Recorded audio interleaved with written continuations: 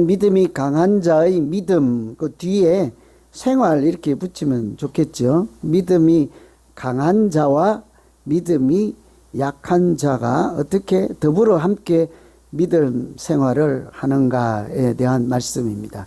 그래서 강한 자, 약한 자 이런 표현이 나오죠. 여러분, 강한 자, 약한 자 하면 제일 먼저 생각나는 곳이 있습니까? 어디입니까? 저는 제일 먼저 생각나는 것이 저 아프리카에 있는 세렝게티 국립공원 같은 데 있잖아요. 요즘은 다큐멘터리 영상 같은 것들이 잘 이렇게 볼 수 있어서 거기 보면 뭐 우리가 흔히 보지도 못하는 호랑이도 보고 사자도 코끼리도 보잖아요. 근데 잘 보고 있고 이제 광활한 대지의 초원에 있는데 갑자기 후당탕 하면 무슨 일이 일어나는 거예요. 사자가 그냥 이쁜 그 새끼 사슴을 따라잡겠다고 그냥 난리를 치고 이런 것들 보잖아요.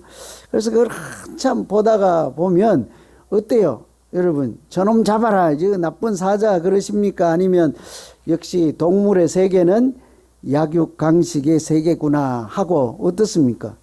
좀 불쌍하긴 하지만 저곳의 질서는 약육강식이구나. 강한 자가 약한 자를 잡아먹고 사냥하고 이런 것이 기본적인 질서고 존재 방식이기도 하죠.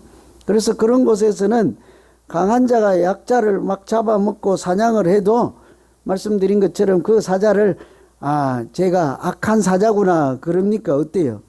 또 저러면 안 되는데 하고 텔레비전 보다가 막대기 들고 막 텔레비 소주로 들어가 갖고 그러면 안 돼 막 그러십니까? 그러지 않잖아요. 그죠? 때로는 이렇게 천적 같은 것을 풀어서 이게 먹이사슬의 균형을 잘 이루어야 하잖아요. 그래서 오히려 천적을 잡아서 약자를 이렇게 잡아먹고 개체수를 조절해서 문제가 발생하지 않도록 예방하기도 하고 그러지 않습니까? 이 동물의 세계인 거예요. 이 약육강식이라고 하는 동물의 세계의 질서 법칙을 사람 세계에도 이렇게 적용할 수 있을까요? 어떠세요, 여러분? 강한 자는 약한 자를 막 괴롭히고 데려다가 종으로 부리고 또 함부로 대하고 그러면 이 사자가 약한 짐승을 잡아먹는 거 보고 가만히 있는 것처럼 어때요? 괜찮다고 하고 말까요? 어쩔까요? 여러분이 정하세요. 안 되겠죠, 그죠? 제 생각에는 안 될 것 같아요. 그런데 실제로 사람이 사는 세상은 어떻습니까? 세상에 강한 자나 강한 나라나 강한 회사나 마찬가지죠. 강한 사람이나 약한 자들을 지배하려는 성향들이 있지요. 아마 감옥이 없거나 누가 뭐라고 하는 사람 없으면 세상이 난리가 날 거예요. 그렇죠? 부자는 가난한 자를 압제하기가 쉽고 힘이 강한 자, 꼭 뭐 주먹이 센 자가 아니라도 돈이 많거나 뭐 지식이 많거나 또 뭐가 보석이 많거나 명예가 높거나 지위가 높거나 뭐 여러 가지 차원에서 힘이 센 사람들은 약한 자들을 착취하고 또 자기 유익을 구하기 위해서 그렇게 살아가는 것이 안타깝지만 현실 세상이잖아요. 그죠? 동물의 세계와 이렇게 세상에 살아가는 모양을 제가 말씀을 드렸는데 우리가 뭐 동물을 일일이 쫓아다니면서 사자 뒷공문이 다니면서 그러면 안 돼. 얘 호랑이 너 그러면 안 돼. 이럴 수도 없는 노릇이고 또 뭐 강한 사람들 일일이 다 간섭할 수도 없는 노릇인데 이제 좀 범위를 좁히고 가까이 적용해서 믿음의 사람들인 우리가 거룩한 무리라고 하는 우리가 믿는 사람들은 어떻게 할까요? 믿는 사람들은 그 약육강식 강한 자 약한 자 이렇게 구분해서 이렇게 살아도 괜찮을까? 믿음에도 여러분 강한 자가 있고 약한 자가 있지요. 아세요 여러분? 강한 자가 있고 대답하신 분 누군지 모르지만 강한 자 같아. 그러니까 당당하잖아요. 나머지 분들은 좀 자기가 약자니까 말도 못하는 거예요. 믿음이 연약하니까 내세우기도 그렇다고요. 왜냐하면 성경에도 오늘 맨 첫 구절에 있잖아. 믿음이 강한 우리는 이러잖아요. 믿음이 약자가 있고 강자가 있는데 이 성경은 한마디로 강한 자가 약자의 연약함을 감당하라. 이게 오늘 말씀이에요. 믿는 자들은 동물의 세계나 믿지 않는 사람들이 하는 것처럼 살지 말고 강한 자라고 생각하면 오히려 약한 자들의 연약함을 감당하며 그렇게 살라 하죠. 그래서 이 말씀을 보면서 저는 우리가 성도잖아요. 성도. 여러분 성도가 뜻 아십니까? 뜻. 집사 되기 전에 사람 이러면 안 되는 거예요. 그죠? 집사 되기 전 단계 이러면 안 되는 거예요. 거룩한 사람 이런 뜻이에요. 거룩한 무리. 우리는 사람들이나 하나님 우리를 보고 대충 그런 사람이라고 하지 않고 뭐래요? 저 사람 아주 고상하고 거룩한 사람이다. 이러니까 살아가는 모양도 어때야 되겠습니까?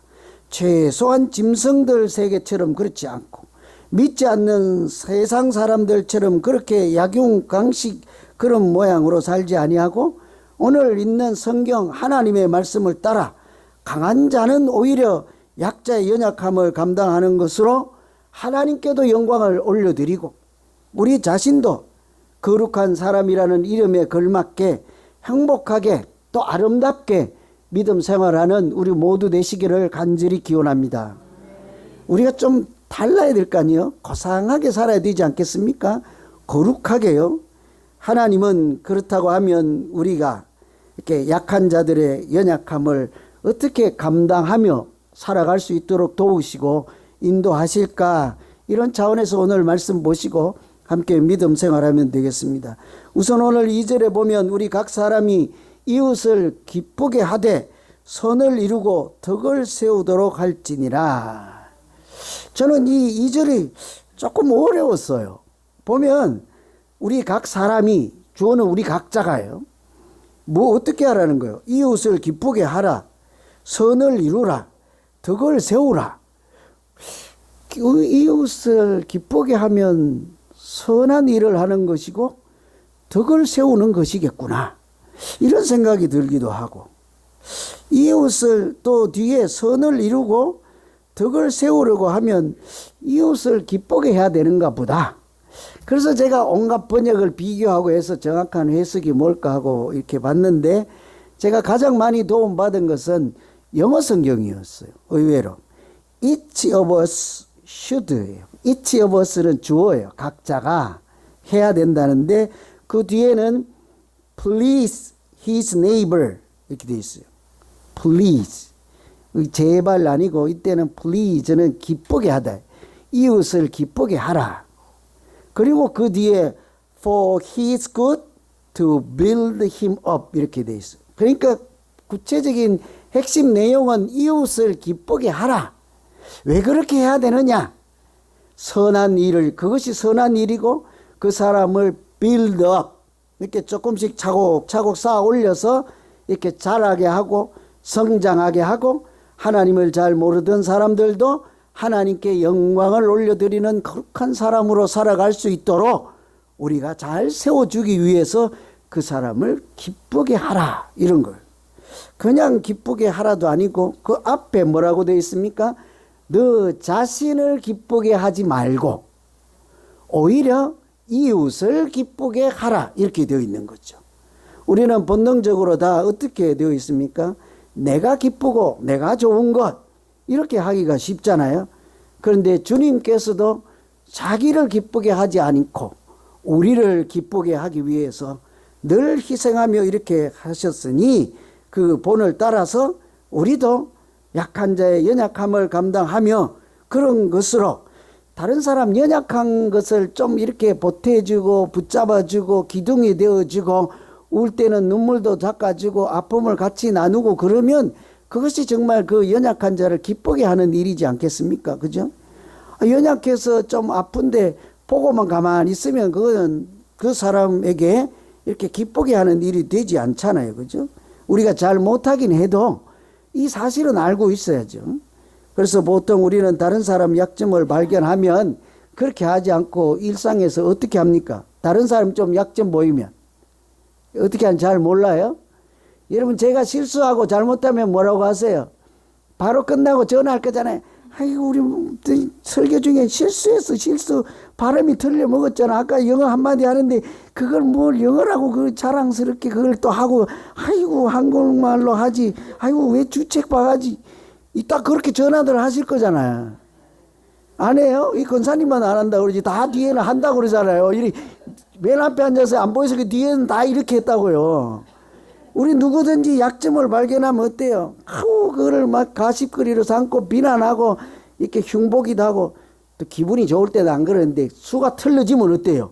옛날 것까지 기억해서 옛날에 이랬단다 하고 하루아침에 친구였다가 왼수로 살기도 하고 그러잖아요. 우리는 다른 사람 약함이 때는 이때다 이렇게 하기가 쉽거든요. 그런데 성경은 어때요?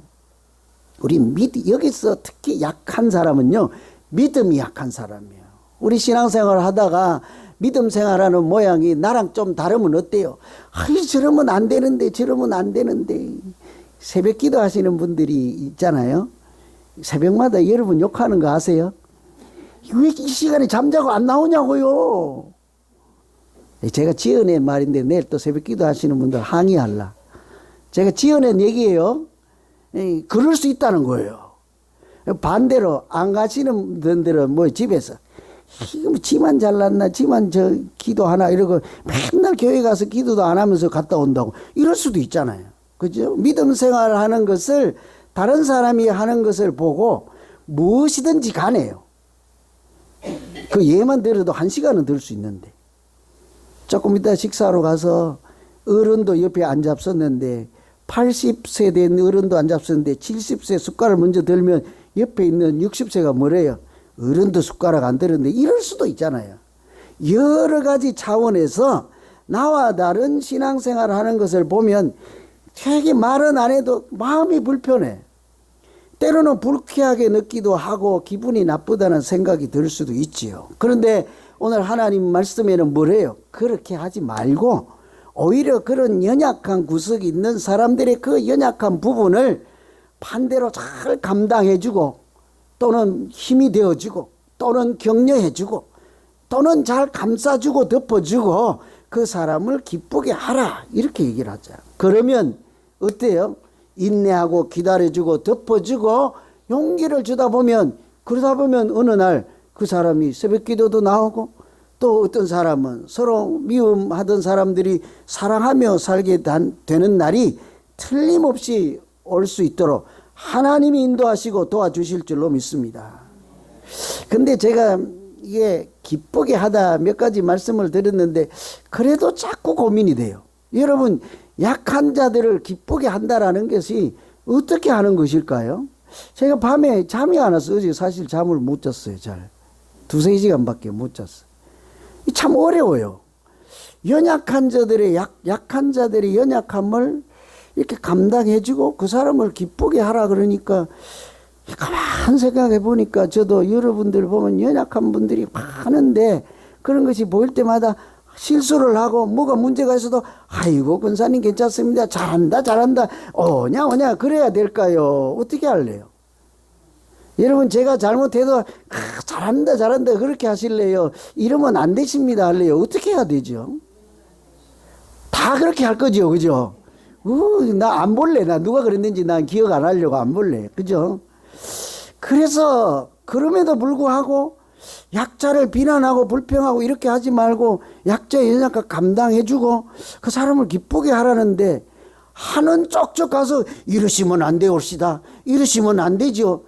기분이 좋을 리가 없을 것 같아. 그죠? 그래서 가만 생각해 보니까 답이 please his neighbor 하고 이웃을 기쁘게 하라 하고 그 뒤에가 뭐가 있었는가 하니 for his good이에요. for the good이에요. 그리고 to build him up이잖아요. 왜 이웃을 기쁘게 해야 되는지의 목적이거든요. 그 사람이 잘하게 하고 선한 일을 위해서 기쁘게 하라죠. 그러니까 우리가 쪽쪽 책망하거나 이러시면 안 되올시다 해가지고 그 사람이 오히려 나락에 떨어지거나 실족할 것 같으면 사실은 지금은 우리가 하고 싶은 말도 인내하고 절제를 해야 되는 거죠. 그러면서 그 사람이 빌드업 되도록 믿음이 자라고 성숙하고 그 사람이 지금 하는 연약함도 발전되어서 조금 더 하나님이 기뻐하는 신앙생활을 할 수 있도록 도와주는 것이 사실은 그 사람을 궁극적으로는 기쁘게 하는 일인 줄로 믿습니다. 그냥 무조건 오냐가 아닌 거죠. 그 사람이 정말 하나님의 은혜를 알게 되고 믿음으로 자라게 되고 말씀이 모르던 사람도 하나님의 말씀을 점점 알아가며 같이 또 지금은 좀 연약한 중에 예배를 드릴지라도 기다려주고 함께 예배를 드리고 하다 보면 하나님을 잘 알게 되고 언젠가는 우리가 이렇게 옆에서 지켜보면 참 기다려주고 함께 신앙생활을 하기를 잘했다. 옛날에는 어린아이 같은 저 믿음이 지금 봐라 어른같이 저렇게 아름답게 성장한 것을 보면 우리가 얼마나 대견스럽고 기쁘고 뿐만 그런 것으로 너와 내가 함께 하나님 앞에 영광을 돌리게 될 줄로 믿습니다. 잘 이렇게 안 되시면 이 이야기 한번 들어보세요. 어떤 권사님 이야기인데 남편이 사고를 당해서 일대에서 많이 다쳤어요. 근데 이게 너무 심하게 다쳐서 혼자 있어. 전화를 못 해요. 이제 안 들어오니까 처음에는 첫날은 에이 원래도 뭐 무뚝뚝 하니까 전화도 안 하고 그런가 보다. 이튿날도 안 들어오니까 그래도 좀 뭐 긴가민가 하다가 자꾸 불안해지기 시작하죠. 그래서 그럼에도 불구하고 또 이제 아내는 또 담대하니까 그러거나 말거나 뭐 무소식 희소식했거니 했는데 그래도 딸이 좀 또 아빠 사랑은 딸이라고 전화를 했더니 전화를 생전 안 받다가 우연히 받았어요. 근데 아빠가 아빠 낑낑거리고 있는 거예요. 그래서 딸은 바쁜 중에 했으니까 아빠 몸살 났어. 그래도 한 거예요. 이제 아빠가 감기 걸렸나 보다 끊었어. 아빠 내가 이따가 또 전화할게. 그런데도 또 소식이 없는 거예요. 그리고 이제 또 날이 밝고 교대 당번이 와서 보니까 높은 데서 떨어져 갖고 머리는 깨지고 척추는 하고 온 난장판이 되어서 혼자 들어 누워 있는 거예요. 그때까지 숨을 쉬고 있는 것이 기적이죠. 기적이요. 그런데 그 발견하는 사람도 미련하지. 얼른 병원에 안 싣고 가고 이제 이 넘어진 분도 이 정도면 괜찮다 하고 이렇게 하니까 그럼 우리 하루만 더 지켜봅시다. 병원을 안 간 거예요. 그리고 그 다음 당번이 와서 보니까 이게 아니거든요. 그래서 911을 타고 가보니까 내 안에 피는 흐르고 있지. 온 전신이 만신창이가 됐지. 이렇게 여러 이제 죽은 목숨이요, 거의. 그래서 이게 치료를 하는 중에 이제 좀 급한 불을 끄고 이게 그 남편이 아내에게 하는 말이 내가 하나님을 만났다 이러는 거예요. 자기가 혼자서 들어 누워 있으면서 어찌할 바를 모르고 살아날 길도 없고 하니까 하나님께 이제 뭐라고 좋은 소리 했겠어요? 삿대질을 했겠어요? 왜 내게 이렇게 하시냐고 하면서 막 항의를 하고 하는데 그때 하나님께서 그럼에도 불구하고 책망도 안 하시고 야단도 안 치시고 가까이 오셔서 자기의 어깨를 싹 보듬어 주고 가셨다는 거예요. 그리고는 그 병원에 응급 조치를 하고 목숨을 구하고 이렇게 하는 중에 그동안 사실은 교회를 잘 다니다가 실족해서 또 교회에서 이런저런 뭐 흔히 우리가 하는 말로 상처를 받았다가 하는 것으로 그래갖고 교회를 안 다니는 동안 그 믿음 좋은 권사님이 그럼에도 불구하고 그 남편을 비난하지 아니하고 감싸주고 안아주고 약함을 품어주고 그러고 기도하는 중에 날마다 이렇게 믿음으로 인내하는 중에 그 사람이 드디어 어떻게 됐습니까? 내가 하나님을 만났다 이렇게 된 거죠. 그래서 이제 사람 목숨에 경각이 달린 중에도 그 권사님 하시는 말씀이 뭐라고 하는 줄 아세요? 감사하다. 감사하다. 우리가 보면 이상하잖아요. 사람이 죽어가고 있는데 어떻게 감사하다고 하냐고요. 오히려 잘못하면 왜 우리 집에 이런 불행한 일이 내가 그렇게 교회를 잘 다녔는데 이럴 수가 이렇게도 할 수 있는데 감사하다는 거예요. 왜요? 믿음이 연약한 자를 그동안 인내하고 기다려주고 언젠가는 하나님이 만져주시는 날이 있겠지 하고 하다 보니 고난이 있었지만 하나님이 은혜를 알게 하시고 죽을 목숨을 살려주시기도 하고 서로가 사랑하며 믿음 안에서 이렇게 살아갈 수 있도록 하신 그 크신 은혜를 모두가 알게 된 거죠. 이처럼요, 우리가 교회 안에서도 세상 안에서도 마찬가지. 연약한 자들을 만나시거든 그 연약한 그 구석을 우리가 지금은 안아주시고 감싸주시고, 그러나 어떻게 해요?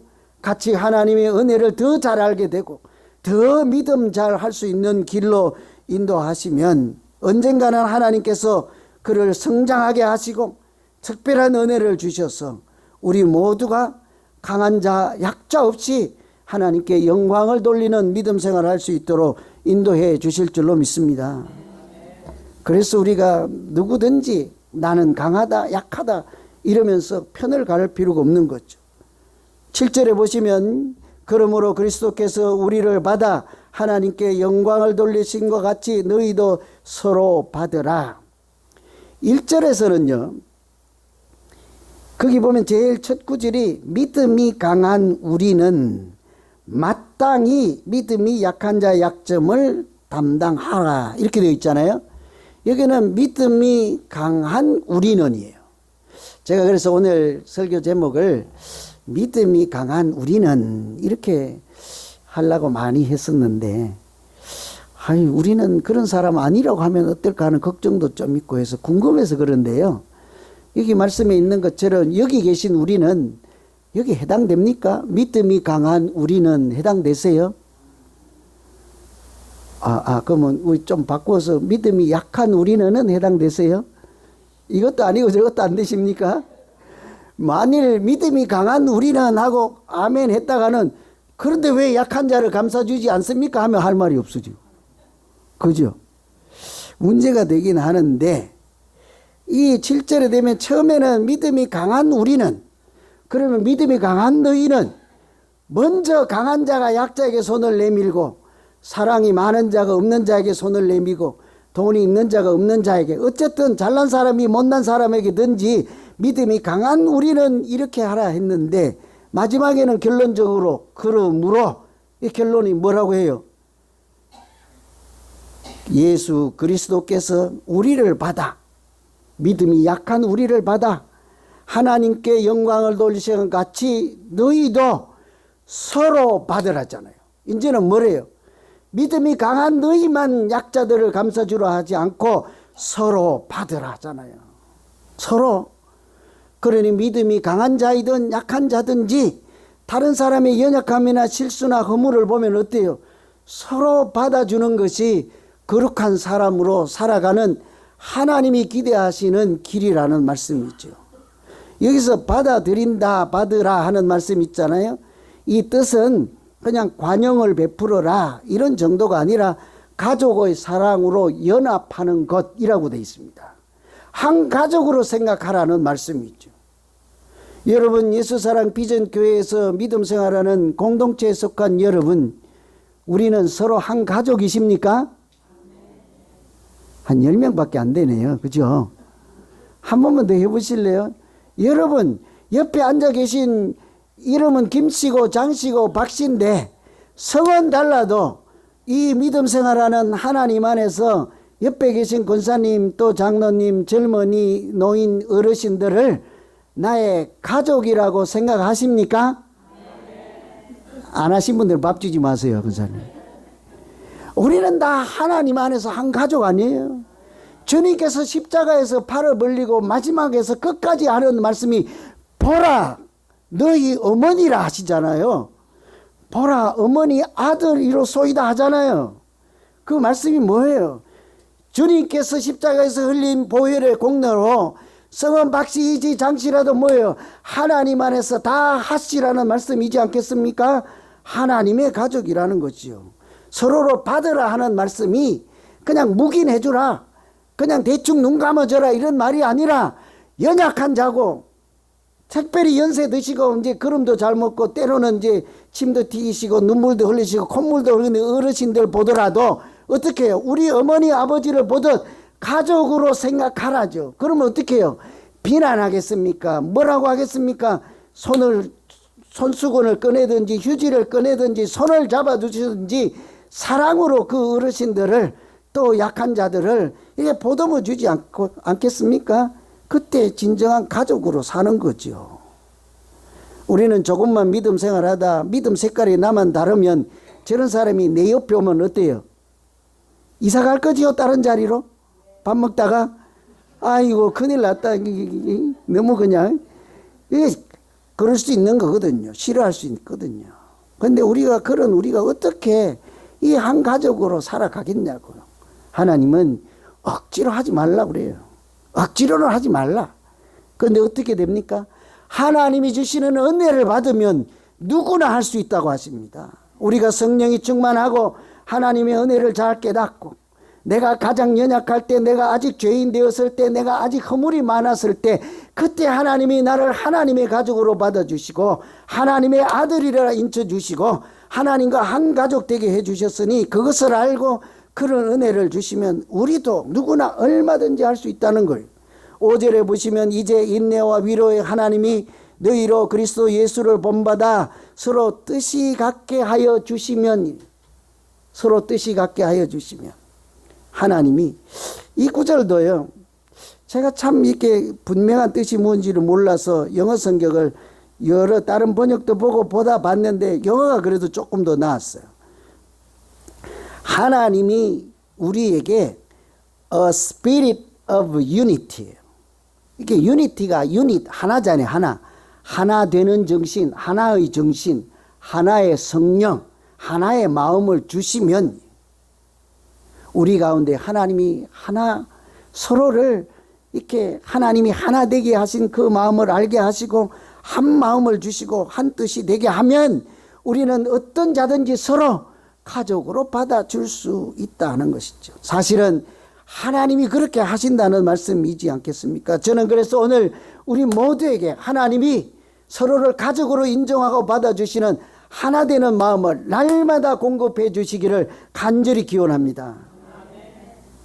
진짜죠? 그런 마음 받으시기를 원하시는 거죠. 그냥 이거 하지 말고 밥 먹으러 갈까? 이 교회 안에도 강한 자, 약한 자가 있어서 같이 사는 것이 힘센 사고 약한 사람이 아니라 믿음이 좋은 사람, 약한 사람, 믿음이 강한 자, 약자가 같이 있으니까 한 천국 같은 믿음 생활하기가 쉽지가 어려워요. 그래서 강한 자, 약자가 우리는 동물처럼 약육강식으로 사는 것도 말이 안 되니까 제가 고민하는데 실제로 그런 책이 있더라고요. 강한 자와 약한 자 하고 폴 트루니에가 쓴 이렇게 책이 있어요. The Strong and the Weak라는 책에 한 구절 제가 읽어드릴게요. 나는 약자의 절망과 강자의 불안 그리고 이 두 부류의 불행 이면에는 거대한 착각이 있다고 믿는다.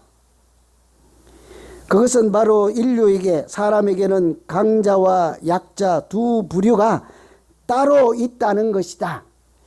저도 여러 번 읽었어요. 뭔 말인지 몰라서. 우리가 강자가 있고 약자가 따로 있다고 하는 생각 자체가 착각이라는 거예요. 그러면서 사실 인간은 모두 약한 존재입니다. 사람은 누구나 두려움을 갖고 있기 때문에 모두 약한 존재입니다. 하나님은 우리가 얼마나 불쌍한 존재인지를 알게 하시려고 우리 마음속에 두려움을 심으셨다고 합니다. 그 두려움을 잘 감추는 자는 우리 모두 다 마음에 불안과 두려움이 있는데 잘 감추면 나 안 무서워 하면 어때요? 씩씩한 사람, 강한 사람이라고 우리가 그냥 봐주는 거죠. 근데 똑같이 있는 두려움인데도 잘 못 감추면 저 사람은 좀 불안하고 약자인가 보다 이렇게 생각을 하지만 사실은 다 모두가 누구나 두려움을 가지고 있고 불안을 가지고 있는 연약한 존재입니다. 이렇게 얘기를 했다고. 여러분 공감 가시죠? 천하장사처럼 보이는 사람들이에요. 따지고 보면 마음이 연약해. 여러분 소리 지르는 사람일수록 가장 약한 자예요. 그 속에 불안한 것이 뭔가가 있거든요. 또 그렇다고 조용한 사람은 강한 자냐? 또 그렇지 않을 때가 있어요. 너무너무 불안해서 숨도 못 내는 사람들도 있어요. 그러니 우리가 모두가 이분이 분석하고 책을 낸 것처럼 우리가 가장 약한 자 모두 다 연약한 구석이 있다는 사실을 알 때 하나님이 그런 것을 깨닫고 서로 인정하는 그런 은혜를 주실 때 우리는 서로 받으며 하나님께서 원하시는 아름다운 믿음 생활을 하게 될 줄로 믿습니다. 시간이 갔지만 내가 이 시어머니하고 며느리 이야기하고 끝낼게요. EBS 다큐멘터리에서 나온 이야기인데 겹사돈이에요. 겹사돈. 그래서 겹사돈이 뭔지 아세요? 이 집에 형 동생이 있고 이 집에 언니 동생이 있는데 네 명이 다 결혼한 거예요. 그 언니하고 형하고 결혼하고 동생하고 여동생하고 결혼해서 이렇게 형제가 이제 언니 동생 했다가 동서가 된 거죠. 이렇게 된 건데 베트남에서 한국으로 시집온 젊은 며느리가 있었는데 7년이 지나고 아들을 둘이나 낳았는데도 이렇게 남편이 그 이제 아들 이렇게 그 젊은 섹시 세대의 남편인 그 집 아들이 출근할 때 되면 꼭 시어머니가 새벽에 나서 밥을 해요. 여기 계신 시어머니 여러분, 며느리를 본 지 7년이 지났는데도 새벽 4시에 일어나서 밥을 하시겠습니까? 아니면 며느리를 깨우시겠습니까? 아니면 화딱지가 나서 약 드시겠습니까? 이 7년이 지났는데도 시어머니가 밥을 해주고 이러는 거예요. 왜 그런가 하니 이 시어머니가 보니까 아기들 키우면서 멀리 서서 말도 못하고 낯선 땅에서 물 썰고 낯서는 데서 고군분투해서 사는 그 며느리가 너무 안타까워서 자기 딸처럼 생각하고 내가 아직 건강하니 이렇게 밥을 해주면서 애기야 괜찮다 괜찮다고 하는데 그래도 아들이 보니까 이 그림이 안 나오잖아요. 그래서 또 동생도 한 소리 하니까 빨리 가서 형수 깨우라고 하지. 또 형은 가서 재수씨 깨우라고 하지. 막 아직은 재수씨가 없을 때인데 형수 깨우라고 하지. 그러니까 이제 형도 방에 들어가서 젊은 자기 부인을 깨워서 노인 엄마가 밥하니까 나오라 하니까 이 며느리는 또 철이 없어서 그런지 나와서 어머니 수고가 많으시네요. 일찍 밥을 하시느라 고생이 얼마나 많으십니까? 졸려서 그런데 들어가서 조금 더 자면 안 될까요? 어머니. 애교에 녹아가지고 그 어머니가 아이고 애기야 가서 더 자라 이렇게 된 거예요. 길어지면 안 되니까 이렇게 그 어머니가 다른 나라에서 시집 온 그 며느리를 자기 딸로 인정해주고 아직 서툴고 연약한 구석이 많은데도 그 연약함을 보듬어 주며 자기의 가족으로 완전히 인정해주고 사는 것을 보고 며느리가 감동을 받은 거예요. 그래서 그 집에 보니까 장가 못 가는 노총각이 있는데 그게 자기 남편의 동생인 거예요. 그거 어떻게 해요?